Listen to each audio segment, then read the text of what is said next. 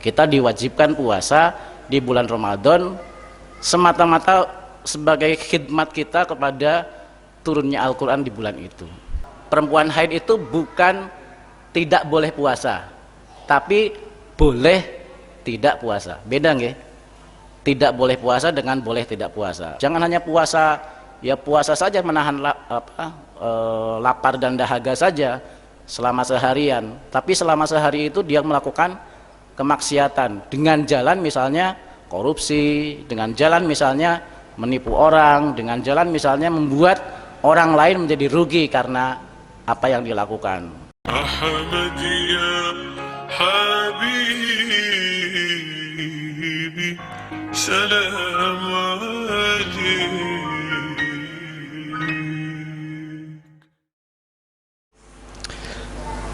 Ada 5 hal, karena 5 jadi saya percepat.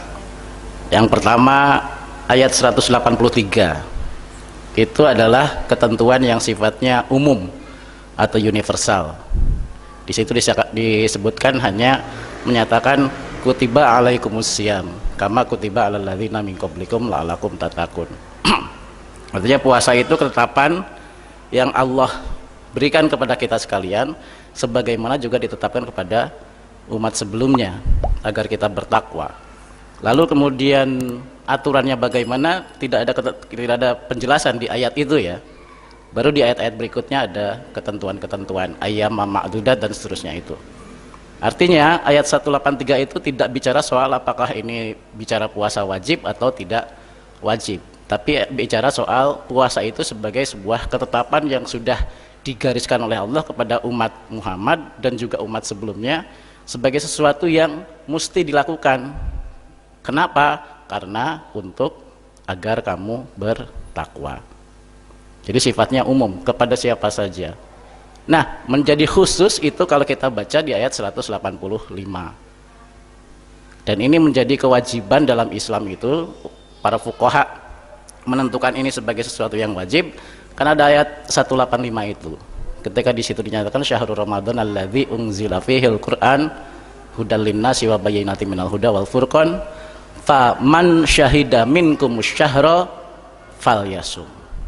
Barang siapa yang menyaksikan bulan itu, di mana bulan itu diturunkan Al-Qur'an, maka untuk menghormati nuzulnya Quran itu, faman syahida minkumus syahra falyasum, maka kamu diwajibkan puasa. Nah, itu yang menjadi dasar dalil hukum pelaksanaan puasa Ramadan sebagai kewajiban dalam syariat Islam. Jadi yang sifatnya khusus terkait dengan puasa wajib yang dijalankan oleh umat Islam itu dalilnya ya 185 itu. Bahwa ini memang terkait dengan 183, iya, karena memang yang 183 itu bicara yang sifatnya umum, ketentuan puasa itu adalah ketentuan yang Allah tetapkan kepada umat manusia, baik di kalangan umat Muhammad maupun umat-umat sebelumnya. Lalu kemudian ada ketentuan khusus yang sifatnya memang diberlakukan kepada umat Nabi Muhammad. Artinya ada syariat baru yang ditetapkan kepada umat Nabi Muhammad, yaitu ayat 185 itu. Kita diwajibkan puasa di bulan Ramadan semata-mata sebagai khidmat kita kepada turunnya Al-Quran di bulan itu. Dan ini menjadi kewajiban kita semuanya. Itu sudah 2 hal. Lalu sebagaimana disampaikan oleh Pak Asadi tadi, puasanya umat Islam menjadi berbeda karena ada ketentuan-ketentuan khusus yang mengiringinya, disertai dengan kemudahan-kemudahan yang diterapkan. Maka ayat itu berbunyi yuridullahu bikumul yusra wala yuridu bikumul usra. Allah itu menghendaki yang mudah bagi kamu dan tidak menghendaki yang susah bagi kamu. Kalau ada puasa-puasa di zamannya para nabi sebelumnya yang itu menyusahkan kamu umat Muhammad, maka hari ini Allah memudahkan itu, menjadikan kamu mudah untuk melaksanakannya. Ketentuannya bermacam-macam di fikih, tapi di ayat itu kan ada 2 hal yang terutama digunakan sebagai dalil orang itu boleh tidak berpuasa. Yang pertama itu adalah safar, yang kedua adalah marid, orang dalam perjalanan jauh atau orang yang sedang sakit, diperbolehkan untuk tidak puasa. Boleh tidak puasa, bukan tidak boleh puasa ya. Artinya orang yang sakit kalau dia kuat untuk berpuasa ya silahkan. orang yang berjalan jauh kalau dia kuat puasa ya silakan, bahkan Allah mengatakan itu lebih baik di ayat terakhir surat ayat 184 itu ya, dikatakan seandainya kamu tahu kalau puasa itu lebih baik maka sebaiknya kamu berpuasa. Termasuk ini ibu-ibu, ada ijtihad baru dari kalangan fuqaha modern ini terkait dengan hal marid ini. Zamannya Imam Syafi'i ketika merumuskan bahwa wanita yang haid itu tidak boleh puasa, itu karena pada zaman itu Imam Syafi'i menemukan bahwa perempuan-perempuan yang mengalami haid atau menstruasi itu pada umumnya mengalami sakit, dan mungkin zaman itu belum menemukan metode tertentu untuk bagaimana supaya haid itu tidak sakit. Tapi kalangan fuqaha belakangan di beberapa fatwa dari beberapa lembaga ijtihad itu menyatakan bahwa perempuan haid itu bukan tidak boleh puasa, tapi boleh tidak puasa. Beda nggih? Tidak boleh puasa dengan boleh tidak puasa. Kalau tidak boleh puasa itu berarti kalau ibu-ibu puasa berarti haram. Tapi ini boleh tidak puasa, artinya itu rukhsah, keringanan. Artinya apa? Artinya kalau ibu-ibu sedang haid tapi punya keinginan kuat untuk berpuasa, ya silakan berpuasa. Karena apa? Karena ayatnya berbunyi itu lebih baik bagi kamu jika kamu tahu faedah dari puasa itu. Demikian juga sama halnya dengan kasus orang yang sedang dalam perjalanan jauh. Zaman Nabi mungkin perjalanan Mekah Madinah itu ditempuh berapa hari itu? 3 hari ya, karena pakai unta atau bahkan berjalan kaki di tengah gurun pasir panas dan seterusnya itu.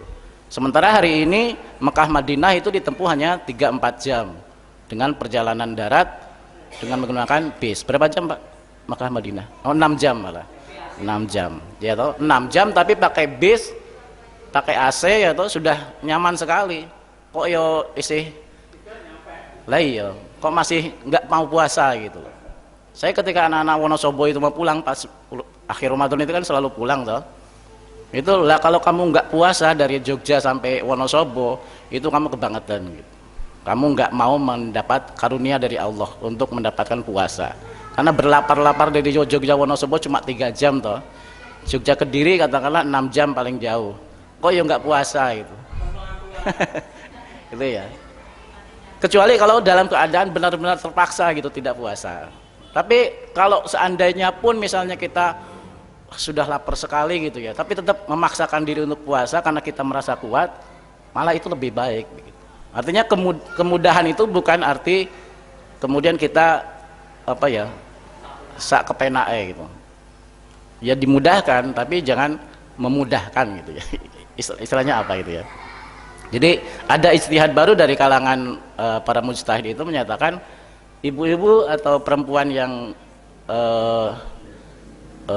yang menstruasi itu boleh berpuasa dan boleh tidak berpuasa, bukan tidak boleh puasa.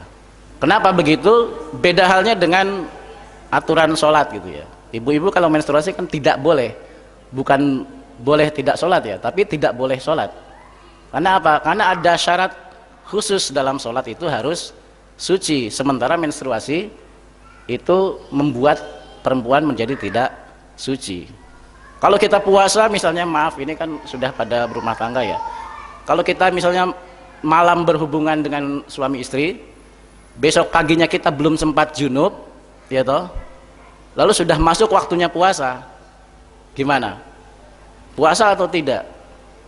Ya tetap puasa, karena tidak ada syarat khusus yang menyatakan puasa itu harus suci.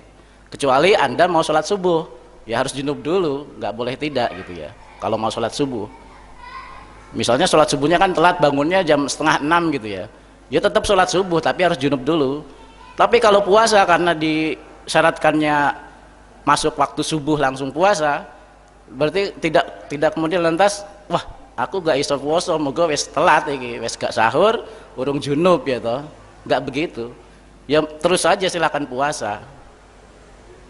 Ya toh. Terus malah jadi alat ya toh. Wah, Aku sih junub malah harus serah poso wae lah. Terus kayak mana kalau bojone itu apa nih? Itu yang keempat. Yang kelima, nah yang menarik ini justru adalah yang kelima ini. Ayat-ayat tentang puasa ini dikaitkan dengan ayat terakhir dari ruku ini di ayat 188. Saya akan bacakan tafsirnya karena ini menurut saya menarik. Di 188 ini ada tafsir, artinya dan janganlah kamu menelan harta di antara kamu sendiri dengan jalan yang tidak sah. Jangan pula menyuap dengan itu kepada para hakim agar kamu dapat menelan sebagian harta manusia secara tidak sah, sedangkan kamu tahu. Tafsirnya Muhammad Ali menyatakan larangan mengambil hak milik orang lain secara tidak sah adalah perintah yang tepat sesudah perintah puasa. Karena selama puasa orang pantang makan apa saja yang dihalalkan hanya karena menaati perintah Allah. Sebenarnya puasa membuat orang dapat menguasai nafsunya, dan semakin nafsu itu dikuasai, semakin berkuranglah keserakahan orang untuk mengambil hak orang lain dengan jalan yang tidak sah. Artinya sama dengan kita membahas kemarin soal makanan yang diharamkan itu ya. Lalu kemudian oleh Pak Lis itu kan ada kasus ini itu gitu ya. Yang terus saya kemukakan juga ayat berapa itu? Di ayat terakhir ruku dari makanan yang dilarang itu kan sama juga spiritnya, ruhnya itu. Bahwa puasa termasuk juga makanan yang dilarang itu syariat yang semata-mata sebagai sarana peningkatan spiritual manusia di dalam yang jangan hanya berhenti pada toto lahirnya saja. Jangan hanya puasa saja menahan lapar dan dahaga saja selama seharian, tapi selama sehari itu dia melakukan kemaksiatan dengan jalan misalnya korupsi, dengan jalan misalnya menipu orang, dengan jalan misalnya membuat orang lain menjadi rugi karena apa yang dilakukan. Bakulan di pasar misalnya terus timbangannya dikurangi, atau misalnya menjual sangat mahal sekali karena jelang Idul Fitri gitu, yang harusnya harga beras 1 kilonya itu berapa Pak Kanan? 10.000 atau 12.000 lah misalnya standarnya, karena kemudian jelang Idul Fitri dinaikkan jadi 25.000. Harga daging sapi normalnya berapa? 30.000 jadi 80.000 karena jelang Idul Fitri. Karena kan mengikuti hukum ekonomi. Hukum ekonomi itu kan semakin besar permintaan berarti semakin mahal harga barang itu. Bakul-bakul pasar kan kayak biasanya begitu ya, Pak Kanan ya. Kalau Pak Kanan saya kira enggak, karena enggak jualan daging sapi. Jadi sarana lahiriah berupa puasa itu harus ada kaitannya dengan sarana batiniah manusia untuk melakukan hal-hal yang juga dilarang di luar syariat puasa itu sendiri. Ya, artinya kalau kamu bisa menahan diri untuk tidak makan dan minum yang halal, bahkan yang halal sekalipun, maka jangan sekali-kali kamu makan minum harta yang tidak halal, termasuk dari mencuri, termasuk dari merampok, termasuk dari korupsi dan seterusnya. Itu tidak diperkenankan. Dan seharusnya memang begitu, orang yang berpuasa itu kan harus bisa menahan diri, bukan hanya menahan diri untuk tidak makan dan minum saja, tapi menahan diri dari nafsu-nafsu rendahnya. Dan nafsu rendah itu kan berkaitan dengan banyak hal yang berada dalam lingkup kehidupan kita.